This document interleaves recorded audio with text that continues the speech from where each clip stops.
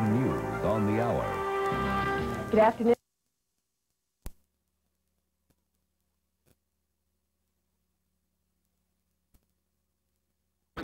And I'm Beverly Carr reporting live from Kirtland Air Force Base. Albuquerque played host to Vice President Dan Quayle today. He's just left here within the past 5 minutes or so.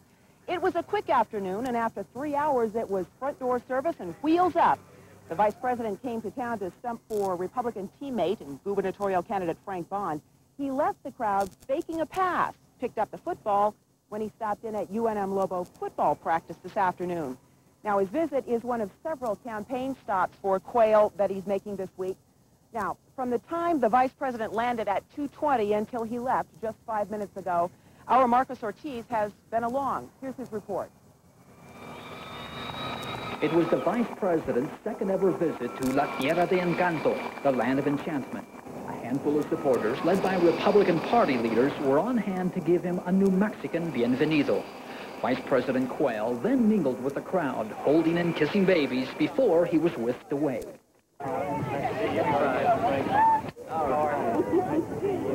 He stopped to give high fives to Longfellow Elementary students, but most did not know who Quayle was.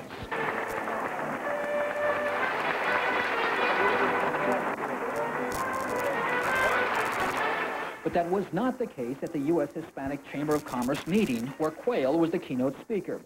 Quayle told the group he can relate to the Hispanic businessman. After all, he started out as a small newspaper publisher and had to overcome many obstacles. But he says the key to success is trade with Latin American countries, and he promised bigger opportunities were in store.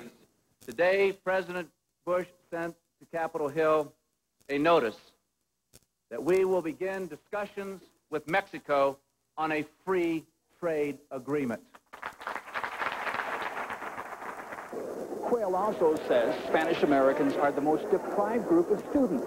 But with new initiatives at the schoolyard, this administration can change all that. Marcus Ortiz with the news from Albuquerque. Now, when a government official comes to town, what most people see is the traffic jam that's caused by the motorcade. Others, however, get closer, like those at the National Hispanic Chamber of Commerce meeting in town today. Hispanics make up the fastest growing segment of our population, and they are vitally interested in what goes on in Washington. Around Albuquerque today, we found some reaction to Dan Quayle and to his boss, mixed.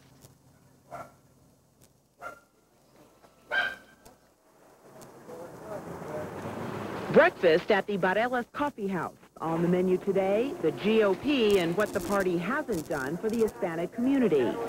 Janet Durant thinks the party has left her glass half full. We're having a problem with a lot of young Hispanics leaving schools. We have a lot of Hispanics that are not able to find jobs. I believe that the economy is affecting our people quite a bit. Others feel the Bush administration has done little for minority-owned businesses and the neighborhoods, but don't want to blame the party for everything. Each individual he has to set his goals and he has to go out and do it. Now, I also feel that on the other hand, it should be equal all the way around. I should have the same opportunity as you have. Business and political leaders at the Hispanic Chamber of Commerce caucus say if Republicans need encouragement to work more closely with the Hispanic community, all they have to do is look at the economic potential. There's $130 billion buying power there. We produce $25 billion in business development, which is greater than the gross products of Canada.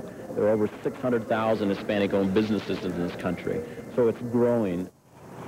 Our safety nets that were in place in the 60s and 70s aren't taking care of the problems that have begun in the 90s. Drug problems, unemployment, entrepreneurial development. We have to start addressing that with new vision, a new direction. And hopefully our leadership will look at that. Now, those are problems that hit everyone, but some, like the 50% dropout rate and an increasing problem with drug and alcohol abuse, they say need special attention and not lip service. Richard? Well, Beverly, officially the reaction to his visit and his comments sound fairly friendly. Did you hear a different story behind the scenes? As a matter of fact, we did. You know, off camera, people will tell you some things that they won't say on camera.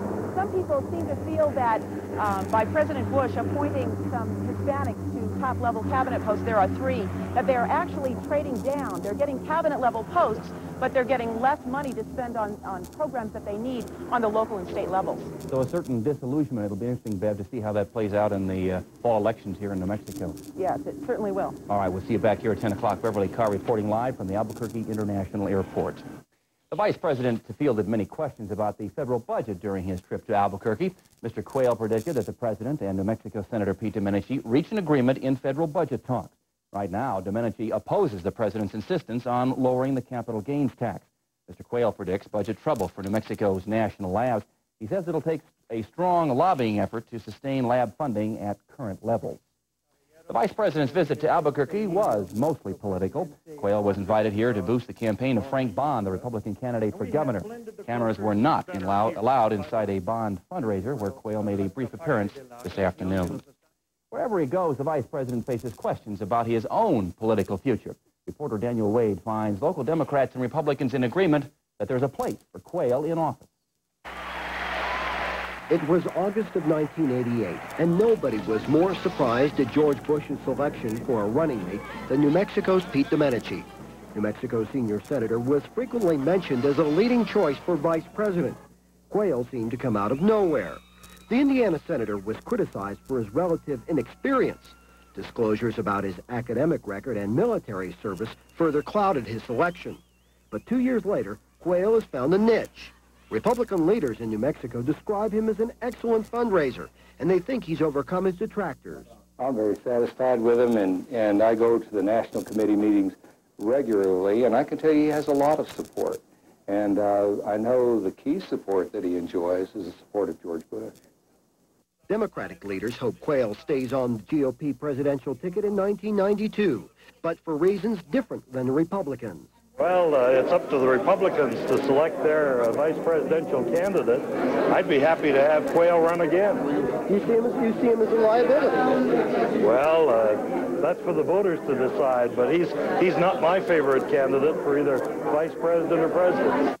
Quayle has grown accustomed to questions about his political future. He faced them again today in Albuquerque. The president put a rest to it.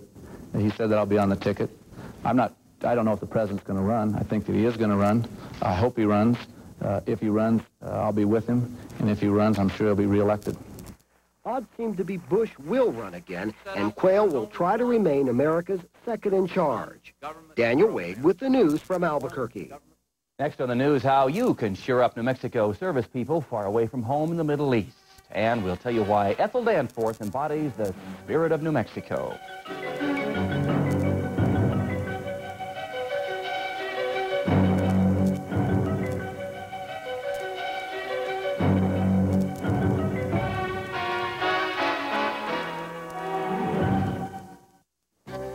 Transcripts and videotapes of the West are available for a fee.